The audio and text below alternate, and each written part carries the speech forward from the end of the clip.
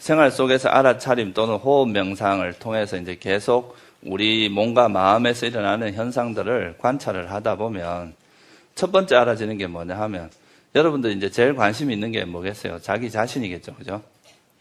우리가 이제 나라고 생각하는 것들에 대해서 그러니까 나라고 생각하는 게 이제 뭐 결국은 내 몸, 주로 이제 내 몸에 대해서 나라고 생각하는 경우가 있을 테고 내가 생각하는 뭐 마음, 정신적인 활동, 그죠? 그거를 이제 마음이라고, 이제 나라고 생각하는 경우도 있을 텐데.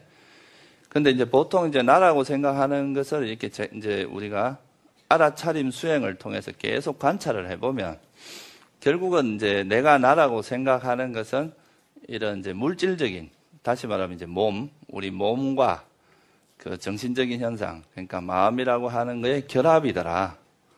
그렇게 이제 이해를 하기 시작을 하는 거죠. 그래서 이제 몸에서 일어나는 현상과 마음에서 일어나는 현상들을 관찰하다 보면 이 내가 나라고 생각하는 것의 본질은 그냥 물질과 정신의 결합이다. 또는 이걸 조금 더 세분화해서 이야기하면 오온, 그러니까 색수상행식이라고, 물질은 이제 색온에 해당하고, 그죠? 이제 정신은 그 수상행식이라고 하는 이제 이 마음의 그 정신적인 작용은 이제 이건 마음에 해당하는데 그 오온의 결합이다. 이렇게 이제 바라보기 시작하는 거죠. 이게 이제 첫 번째 우리가 이제 수행을 통해서 변화되는 이해입니다.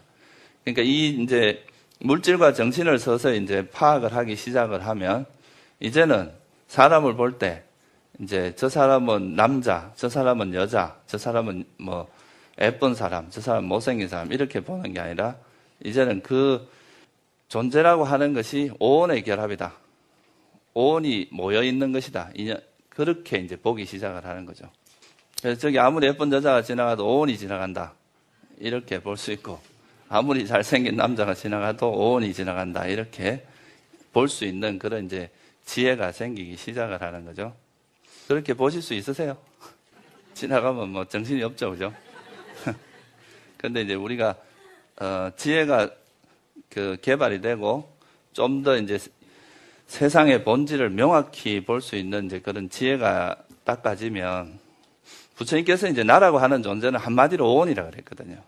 우리가 나라고 생각하는 것은 본질적으로 보면 오온이다. 그러니까 이거는 이제 물질적인 것과 정신적인 것이 어떤 결합된 것이지 그 이상도 그 이하도 아니다. 이렇게 이야기를 했습니다. 그래서 이제 첫 번째 우리가 이제 그 수행을 하면서 알아지는 것은 이 오온 자체에 대한 이해입니다. 그러니까 이것이 바로 물질과 정신, 나라고 하는 것은 물질과 정신이라고 하는 것의 결합이구나. 그리고 나면 그 다음에는 뭐냐 하면요, 이 오온이 왜 일어나는가에 대한 관심이 있겠죠, 그죠? 예를 들면 여러분이 왜 태어났는지, 왜 태어나서 이래 뭐 오온이 걸어다니고 있는지, 오온이 밥을 먹고 이렇게 살아가고 있는데, 그러면 이 오온이 이제 왜 일어났냐? 그 일어남에 대한 왜 일어나는지, 그거에 대한 이야기가 바로 조건, 그 원인과 결과에 대한 이야기입니다. 그래서 이거는 이제 우리가 보통 인과라고 알고 있죠, 그죠? 인과에 대한 이야기 또는 연기에 대한 이해를 하게 됩니다.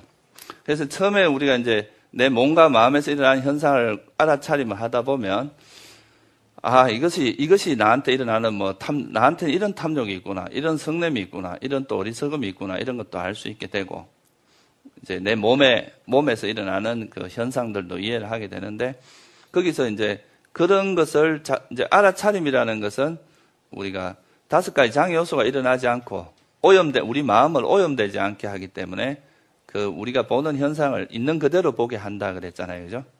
그래서 그렇게 보다 보면 그게 이제 바른 정보가 이렇게 많이 들어오게 되는데, 그런 걸 통해서 우리가 나라고 하는 것은 오온의 집합이다 이렇게 보게 되는데, 그러고 나면 이제 각각 그 오온들 사이에, 다시 말하면 우리 몸과 마음의 연관관계, 이런 거에 대한 이해가 되겠죠, 그죠? 예를 들면 내가 지금 화가 나요. 그럼 이 화가 왜 일어나는지의 그 원인을 알 수가 있다는 거죠, 그죠? 그리고 내가 이제 뭐 집착이 일어나면 뭐에 대해서 집착이 일어나고 뭐 때문에 집착이 일어나고, 내가 생각이 일어나는 것도, 예를 들어서 제가 이렇게 손을 들면 여러분들 이 손이 여러분 눈에 부딪히고 눈하고 이게 만나면서 여러분 안식이 일어나잖아요, 그죠? 그런 것처럼 어떤 현상이 일어나는 데는 항상 그런 원인이 있다는 거죠, 그죠? 원인 없이 일어나는 건 없다는 거죠, 그죠? 그래서 그 원인, 이 모든 것이 조건이나 원인에 의해서 일어난다. 다시 말해서 이제 경전에 주로 나오는 게 이것이 있으므로 저것이 있고 이것이 사라지면 저것도 사라진다. 이런 구절 아시죠? 그죠? 그래서 모든 것이 서로 의지해서 일어난다는 거죠. 그죠?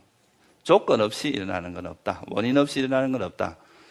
이렇게 이해를 하게 되면 이게 이제 연기에 대한 이해입니다. 그래서 이제 이 세상에 있는 것이 모든 것이 다 조건 따라 일어나는 것이지 영원한 것도 없고 또 그렇다고 해서 내가 죽는다고 모든 게 끝나는 것도 아니다. 이게 이제 우리가 영원하다고 생각하는 걸 상견이라 그러잖아요. 그죠? 그렇죠. 영원히 내가 이제 자아라는 게 있어서 영원히 산다. 그런데 부처님께서는 우리에게 일어나는 모든 현상들은 조건에 의해서 일어난다고 봤기 때문에 그런 것도 없다. 그리고 여러분들이 뭐 고통에서 벗어나고 싶어서 설사 자살을 한다고 해도 죽을 때 업이 남아있으면 다시 태어날 수밖에 없습니다.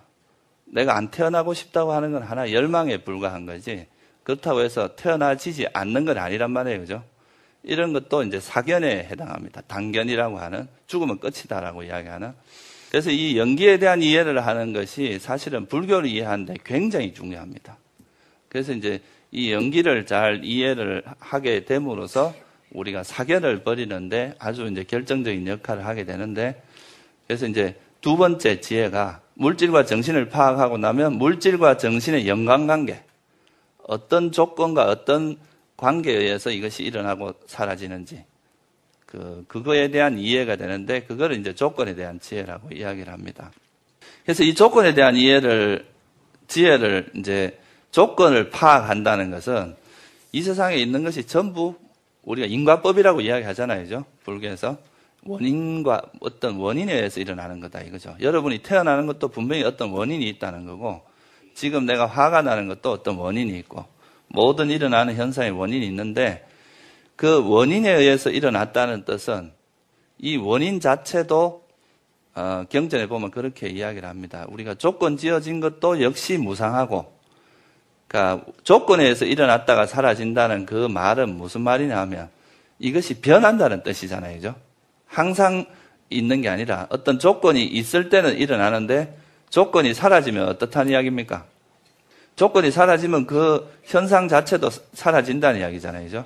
예를 들어서 제가 이렇게 소리를 내면 이 소리가 내가 이렇게 부딪히는 걸 통해서 소리가 일어났고 이 소리를 통해서 여러분이 이 소리를 듣는단 말이에요. 그죠? 근데 내가 이제 소리를 안 내면은 또 아까 듣는 그 마음은 사라지고 제가 말하는 걸로 다시 바뀌게 되잖아요. 그죠? 이와 같이 이제 이건 조건에 의해서 계속 변한다는 거죠. 모든 현상들이 조건 따라 일어났다가 조건 따라 사라진다는 거. 이거를 우리가 이제 불교에서 뭐라고 하냐면 생멸의 지혜라고 이야기를 합니다. 뭐가? 우리에게 일어나는 현상들이 전부 일어났다가 사라지고 일어났다가 사라지는 그런 과정을 거친다는 거죠. 여러분 몸도 지금 가만히 있는 것 같지만 지금은 보면 끊임없이 세포 분열이 일어나고 있죠. 그죠? 이것도 역시 계속 어떤 현상들이 일어났다 사라지고 하고 있잖아요. 그죠? 여러분 마음도 항상 합니까? 아침 한 3초도 가만히 있지 않죠? 금방 내가 여기 가만히 있으려고 하면 또 딴 데 가고 끊임없이 변한단 말이에요. 그죠? 그래서 이제 그런 것들을 이해하게 되면 여기서 이제 생멸을 이해한다는 것은 어떤 것에 대한 이해가 시작되느냐 하면 이 세상에 이제 존재하는 모든 유의법, 그러니까 형성된 법들이라고 하는 것이 무상하다, 변한다는 것을 이해하게 됩니다. 그리고 만약에 이렇게 계속 변하고 있는 것을 우리가 행복이라고 할 수 있어요?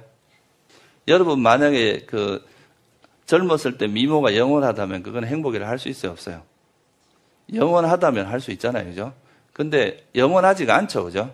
여러분들이 원하는 어떤 상황이 영원하지가 않으면은 그건 사라졌을 때 오는 고통이 있단 말이에요. 그죠?